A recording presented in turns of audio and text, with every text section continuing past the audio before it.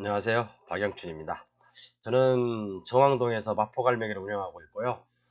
공인중개사이기도 하면서 경공매 분석사, 그리고 토지라든가 개발, 아니면 경매에 대해서 상담을 하고 있는데요. 많은 분들께서 한번 유튜브 강의를 한번 해보라 해서 오늘 처음으로 한번 도전해봤습니다. 뭐 반응이 어떻게 될지 모르겠지만 다른 사람들처럼 이렇게 장황하게 설명하지 않고 그냥 통상적으로 10분 이내로 핵심만, 그리고 꼭 알아야 될 거, 그리고 여러분들이 뭐 이론 쪽으로만 떠드는 것보다 실사례를 통해서 설명드리면 더 빨리 이해가 가고 오랫동안 기억이 나거든요. 그래서 경매 사례를 통해서 이런 그 법조문이라든가 그런 것도 참고해가면서 아주 쉽게 설명해 드리겠습니다. 웬만한 것들은 다 법조문 안에 있기 때문에 법조문을 제가 좀 가끔씩 보여드릴 거예요. 그러면 필요하신 분들은 메모하셨다가 기억이 안 날 때는 이렇게 찾아보시면 된다는 걸 쉽게 아실 수 있을 겁니다. 그럼 오늘 많은 분들이 헷갈리고 있는 접도구역과 완충녹지의 차이점에 대해 설명해 드릴 거예요. 그리고 우리가 이런 걸 경매를 낙찰을 받았을 때 되게 위험할 경우가 많아요. 과연 이게 건축물이 가능한지, 도로 점령이 도로 점령을 할 수 있는 건지, 아니면 도로 점령보다는 뭐 연결허가, 여기 완충 녹지나 아니면 접도구역을 통해서 도로 연결허가가 가능한지, 이런 것들을 모르는 상태에서 낙찰을 받는다면 큰일 나는 거죠. 그래서 오늘은 제가 간단하게 설명해 드릴게요.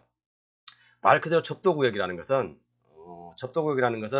어, 고속도로와 국도 또는 지방도, 군도에 적용되는 것인데, 보통 고속도로가 이렇게 나 있잖아요. 이 주위에 한 50m 정도, 그리고 국도는 한 20m 정도, 국도는 한 20m, 고속도로는 한 50m 이내의 범위 내에서 어, 지정하게 돼 있어요. 지정하게 돼 있는데, 그러면 이 사이에서 행위 제한을 할 수 있는 게 뭔지 되게 궁금하잖아요. 그리고 완충녹지는 주로 이제 도시 지역에, 우리가 이제 계획화된 도시 있잖아요. 뭐 안산 같은 경우는 고잔 신도시, 평촌 신도시, 뭐 어떤 그 다른 뭐 남양주 어떤 그런 신도시도 많잖아요. 그런 신도시 큰 도로 8차선이라든가 6차선 도로에 보면 나무가 막 심어 있는 거 봤을 거예요. 이게 바로 완충독지거든요. 또는 공업지역이 있고 도로가 있고, 그리고 여기 주거지역이 들어간다면 이 공업지역과 주거지역의 쾌적한 환경을 위해서, 상호 쾌적한 환경을 위해서 이런 한 20m, 10m 이내로 지정하는 것이 바로 완충독지죠. 그럼 우리가 중요하다고 생각되는 것은 이런 완충 녹지나 또는 접도구역에서 우리가 어떤 경매 물건을 낙찰받았을 때 건축할 수 있을까? 그게 되게 궁금하잖아요. 뭐 도로를 낼 수 있을까? 궁금하지 않나요? 그죠? 근데 잘못 받으면 평생 맹지가 될 수도 있어요. 그래서 오늘은 이 부분에 대해서 사례를 통해서 설명해 드릴게요. 자, 여기 나와 있네요.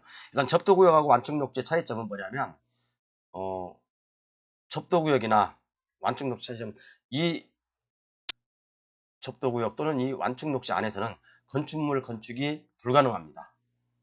건축물 건축이 일단 불가능하다 보고요. 도로 점령도 할 수가 없어요. 뭐 남들은 도로 점령 허가를 받아서 한다고 그러는데 실제 한번 해보십시오. 이게 가능한지.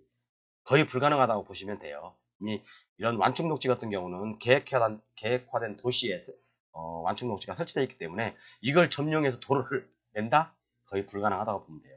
그리고 고속도로에 있는 이런 접도구역 있죠? 이런 접도구역. 이런 접도구역 안에서 건축행위를 한다? 아니면 도로 점령을 한다? 이건 역시 불가능한 거예요. 왜? 고속도로라든가 국도라든가 이런 특히 고속도로 같은 경우는요, 이런 고속도로의 안전과 구조와 직결되어 있는 문제이기 때문에 쉽게 도로 연결허가라든가 점령허가 안 해줍니다. 그래서 이렇게 이제 억울하잖아요. 이 접도구역에 접해 있는 땅을 가지고 있는 사람들은. 그런데 이제 이런 사람들한테서 어떤 혜택이라고 한다면 건폐율하고 용적률의 차이가 있을 수 있어요. 자, 보시면 여기가 도로예요. 노란선 보이시죠? 도로고, 이게 이제 접도구역 선이라고 되어 있죠. 이렇게 이 양쪽으로 선이 있어요. 이렇게. 그리고 제 땅이 이렇게 있습니다. 제 땅이 이렇게 있는데, 자, 중요한 건 비교를 해드릴게요. 이게 접도구역이고 이게 완충녹지고. 자, 접도구역은 건폐율 계산에 들어간다는 거예요. 그리고 완충녹지는 건폐율에 그 토지 면적이 들어가지 않는다는 얘기예요. 예를 들어서, 자, 이 토지 면적이 900평이에요. 그리고 이 완충 녹지 면적이 100평이라고 해요. 그럼 합이 몇 평이죠? 1000평이죠. 만약에 내 땅이 이런 접도구역에 접해 있다고 한다면 건폐율 계획관리지역이라고 가정했을 때요. 계획관리지역이라고 가정했을 때 내 땅이 여기에 이제 접도구역이 접해 있을 때 100평이 들어갔을 때 건폐율은 어떻게 되냐? 계획관리지역은 건폐율이 40%죠, 줄어요? 40%죠? 40%면 합이 1000평이니까 이 100평도 이 건폐율 합산에 들어가는 거예요. 계산에 들어가는 거예요. 그러면 1000평에 대한 40%면 400평을 지을 수 있잖아요. 400평의 건폐율이 나오잖아요. 그런데 완충녹지는 이 건폐율 합산에 들어가지 않는다는 거예요. 이게 중요한 거예요. 자, 건폐율이 안 들어가니까 자, 내 땅의 합이 이게 만약에 완충녹지다. 그러면 완충녹지가 100평인데 100평이 안 들어가는 거예요. 실질적으로 이 완충녹지가 아닌 여기만 이 900평만 가지고 건폐율을 계산하는 거예요. 계획관리지역이라고 했을 때 94, 36, 360평이죠. 360평. 360평의 건폐율을 받고 접도구역은 400평의 건폐율을 받는 거죠. 근데 이게 만약에 용적률로 환산되면 더 큰 차이가 나겠죠. 그죠? 용적률에서는 더 큰 차이가 나기 때문에 이런 접도구역과 완충녹지 차이점 바로 가장 큰 차이점이라고 한다면 건폐율이 들어가냐, 건폐율에 포함시키지 않느냐 그 차이라고 봐요. 그래서 실제 경매 사례를 한번 보면서 말씀드릴게요. 자, 2020 타경 좀 제가 조금 늦을 수도 있습니다.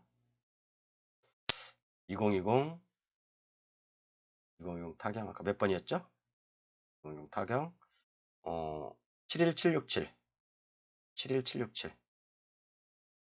71767 한번 볼게요. 자, 요 물건이네요. 공장인데 자, 뭐 고향 공장 나름대로 뭐 이쁘네요. 이쁜데 요게 이제 보시면 자, 나와 있네요. 쭉 내려볼게요. 쭉 내려볼게요. 자, 여기 나와 있습니다. 여기 나와 있는데 자, 보시면 여기가 이제 완충녹지 부분이라고 써 있어요. 좀 내려볼게요. 네, 여기 보시면 접도구역선이라고 써 있죠? 이 접도구역선에 제 땅이 이렇게 포함되어 있잖아요. 이렇게 포함되어 있고 이 접도구역이 아까 말씀드렸지만 이게 100평이라고 하고 이게 접도구역이 아닌 게 900평이라고 했을 때 계획관리라는 걸 가정하에서입니다. 말씀 그대로 건폐율에서 차이가 엄청나다는 거죠. 근데 만약에 그래서 도시지역 안에 제 땅이 완충녹지냐 아니면 접도구역에 있냐 라는 걸 따져보고 입찰을 하셔야 됩니다. 그리고 또 하나는 자 이제 이해 가셨죠?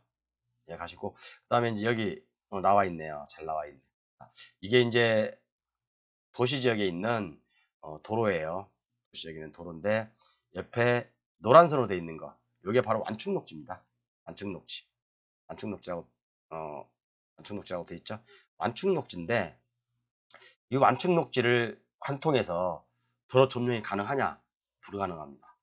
어떤 분들은 도로 점용 허가를 맡아서 완충녹지도 도로 점용이 가능하다라고 하지만 실질적으로 해보면 이거 어마어마하게 까다로울 거라고 생각해요. 절대 쉬운 게 아니거든요.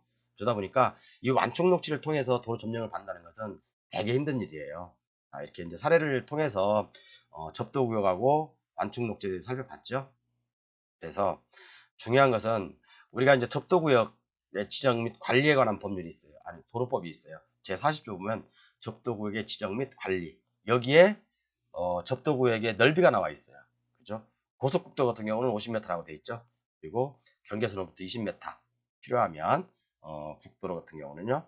그 다음에 여기 나와 있죠. 3항에 누구든 접도구역에서는 다음 각 호의 행위를 하여서는 아니 된다. 토지의 형질 변경을 하는 행위. 그 다음에 건축물, 그 밖에 공작물을 신축, 개축 또는 증축하는 행위. 토지의 형질 변경이라는 게 뭐예요? 말 그대로 도로를 낸다는 거 아니에요? 아니면 절도 성토, 형질을 변경한다는 거 아니에요? 옛날에 뭐 예를 들어서 완충녹지였는데 도로를 내게 되면 그 토지의 형질이 변경돼서 지목도 변경돼야 되잖아요. 이게 바로 토지 형질 변경이죠. 그렇기 때문에 안 되는 거죠. 접도구역에서도. 그 다음에 건축물의 그 밖에 신축, 개축 절대 안 되는 거지. 이 안에서는. 단지 접도구역에서는 뭐라고 했죠? 접도구역 안에서는 내 땅이 접도구역에 포함돼 있다. 그러면 그 면적만큼은 건폐율이 합산해